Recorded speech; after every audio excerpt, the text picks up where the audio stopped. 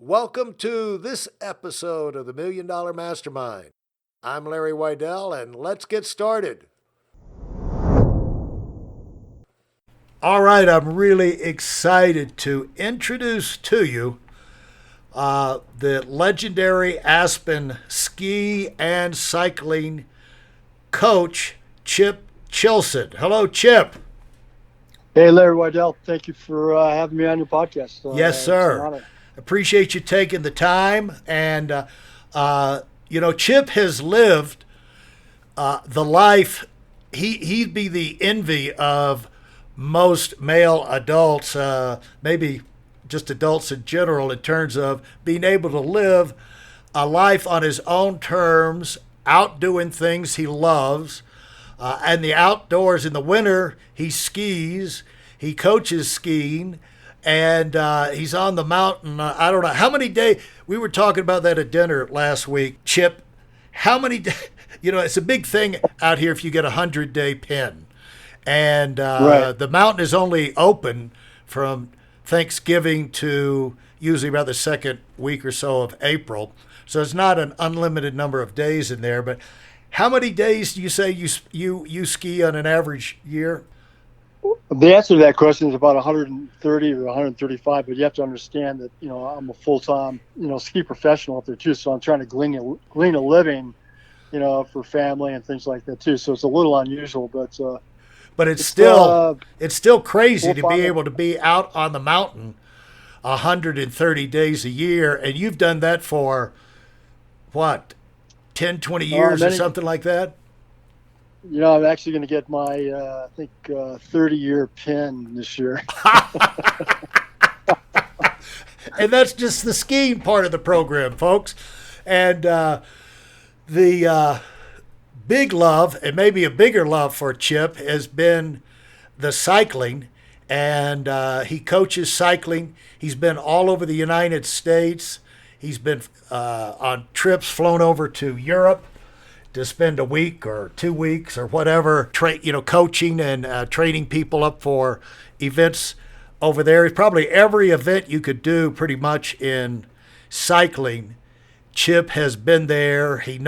He's been there. He knows the people there, and no better voice of experience when it comes to athletics.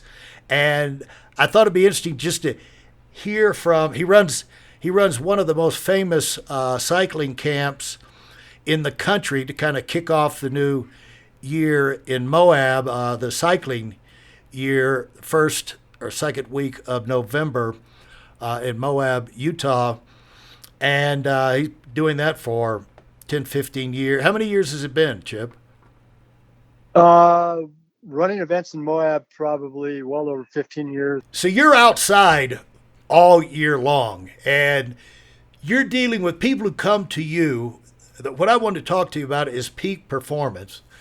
You got involved in that, pursuing peak performance in those particular sports pretty much just as you grew up. I've heard about you guys going up in the mountains and creating ramps and all kind of crazy stuff that not just to do it, but to get really, really good at it. And now you're at a point where you've spent a lifetime perfecting those insights, that experience, and a lot like what I've done in terms of passing on what I know to a lot of people and have them come up and be incredibly successful.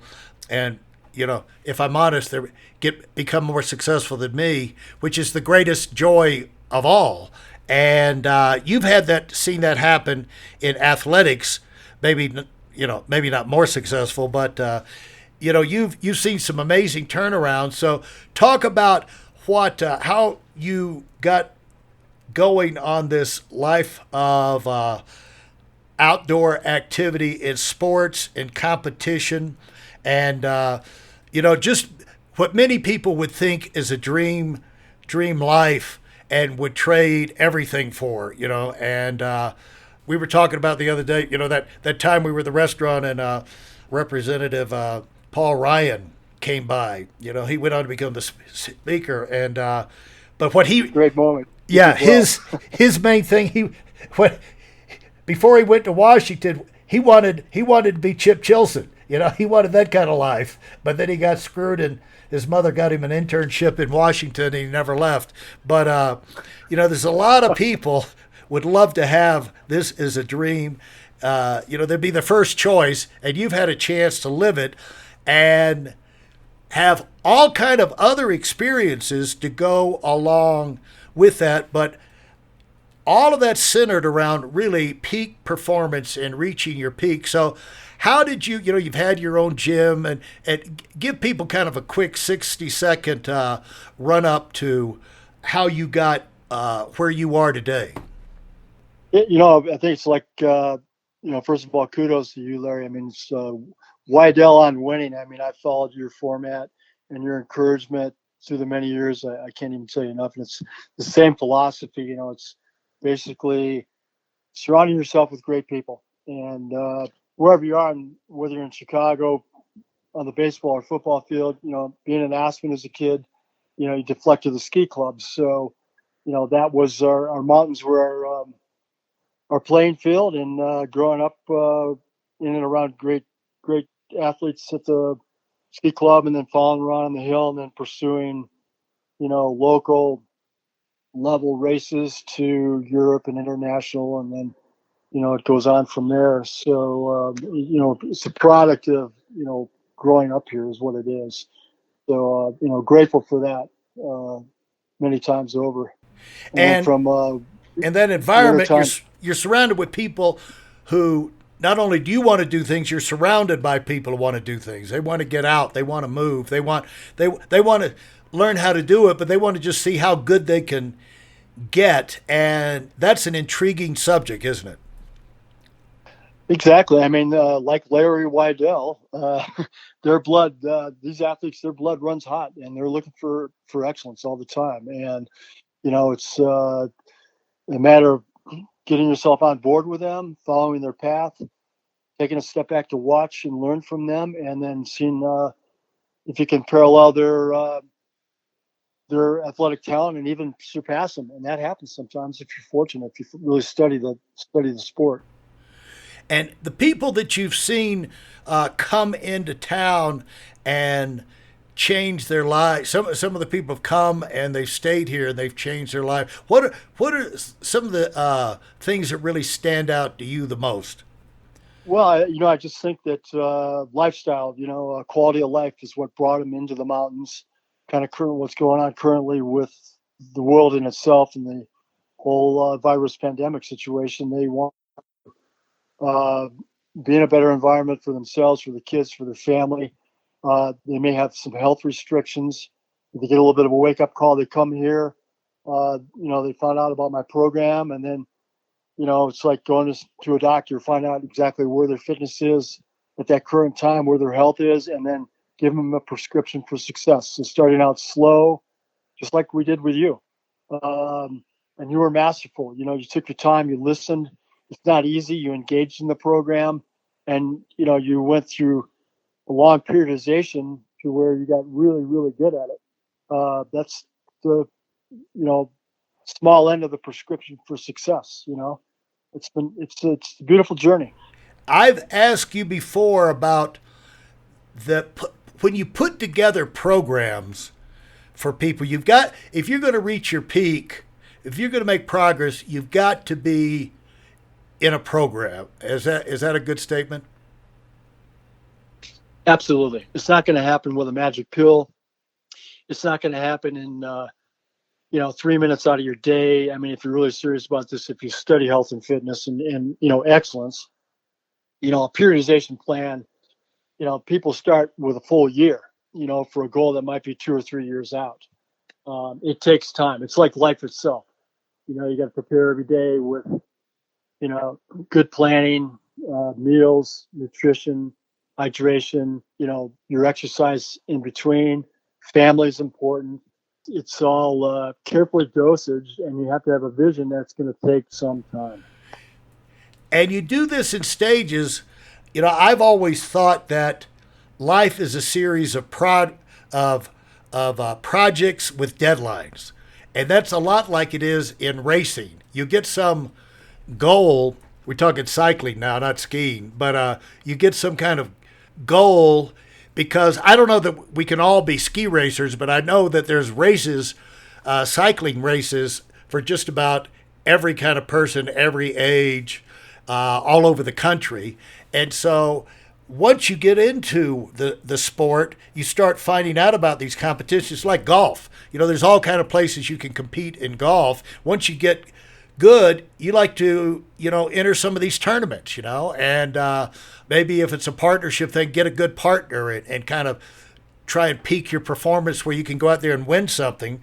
But in cycling, you got to have, it's just like in life or set your business, you've got to have a project, you got to have a goal, you got to have something specific, and it's got a deadline where you are working with a purpose. And how does that play out? Is that a big tough thing to get new people to buy into? No, not at all. I think today's world, it's the opportunities are abound. I mean, the internet in itself. I mean, there's just so much fabulous information. And when people are on social media or Facebook and they see great stories, they are pretty easy to plug into in terms of, whatever. Like as you said, I want to plan, even if it's just for a healthy living lifestyle.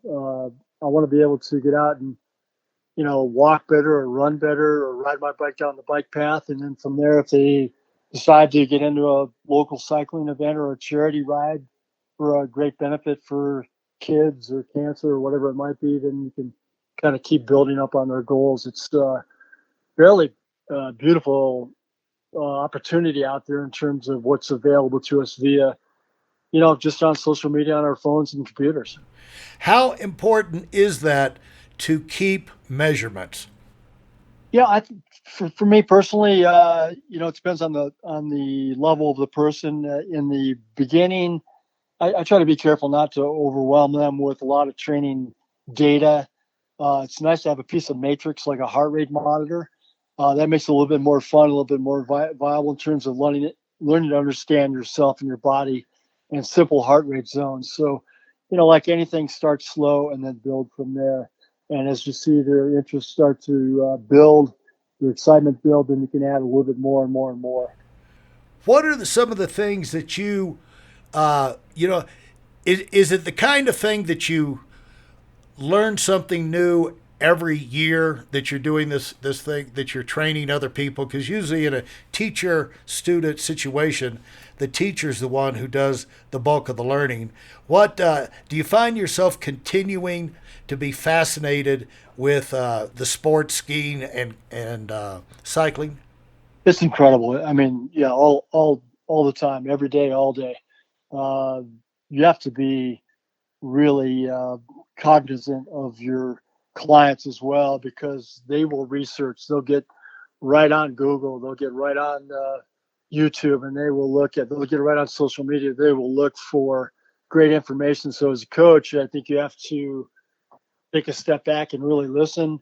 It is such a fabulous process on both sides. I learn so much every day. The wisdom is, I think, and the beauty of it is starting slow, getting to get to know every individual on a one-to-one basis, and then plugging into their daily life and their habits, and then building a prescription, a foundation on the fitness side for their success. Yeah, it is a process. You have to treat people individually, but just to kind of wrap up this introduction here, you have seen people make amazing turnarounds, and wouldn't you tell people that it once it gets in your mind, no matter where you're starting from, you can do amazing things. I know you had me riding up to Maroon Bells and Castle Creek and almost made it up to Independence Pass.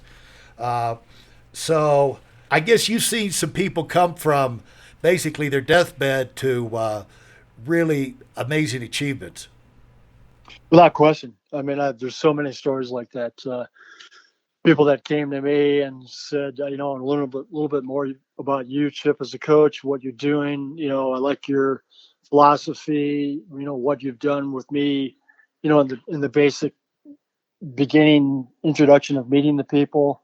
And, once that happens, I really try to get into a careful but detailed build in terms of being able to help them out. So many people have problems, major organ function, kidney, liver, heart, past injuries. So you start out slow, very, very slow, and then work on the very basic uh, foundation of introductory programs so that it's fun, it's easy, it's enjoyable. And then if they give it time, weeks turn into months, turn into, a better part of a year, they'll see resounding great effects from that because we started out slow and they were willing to listen. Yeah, and you've got to give it time. And what I'd like to do, we won't start it now, but what I'd like to do is wrap this segment up and then come back, and I want to I want to look at get you to tell us the example of how you've taken some people from, just average fitness and everything to where they're out there competing 100-mile mountain bike races, specifically the Leadville 100, and the stages you went up through and the kind of setbacks. But in spite of the fact, our two buddies, Mark and Todd, how they had different stories, but the advantage of having a training partner and a coach while you're going through these things, just a lot of lessons in that story. So if you're up for it, we'll pick a time and we'll come back and we'll go through that. And so thanks for sharing. And anything you want to tell people, say, pass along about peak performance before I let you go on this one? Yeah, get excited about your life. Peak performance, it's a big word, but it translates into everyday normal lives. You don't have to be a great athlete. You don't have to be an athlete. You can just be an everyday person who has, structure, direction, a job, has family. But, reach out. I'm happy to, uh, have a phone conference with somebody, do video conference and take a look at what's going on and view every day as an opportunity. And again, I'm going to deflect to you, Larry. Wydell on winning. You are on our sports performance jerseys. I can't thank you enough for believing in our program, and great things to come from you. All right. Thank you, Chip. It's been a lot of fun. Thanks a lot. Thank you, Larry. Thanks for listening to this episode of Million Dollar Mastermind with me, Larry Wydell. If I've helped you in any way, leave us a 5-star rating and review on Apple Podcasts. For more information like this, listen to our other Million Dollar Mastermind episodes and check out my Wydell Academy YouTube channel and visit us on WydellOnWinning.com. I'm the Million Dollar Mastermind, and until next time, go, go, go.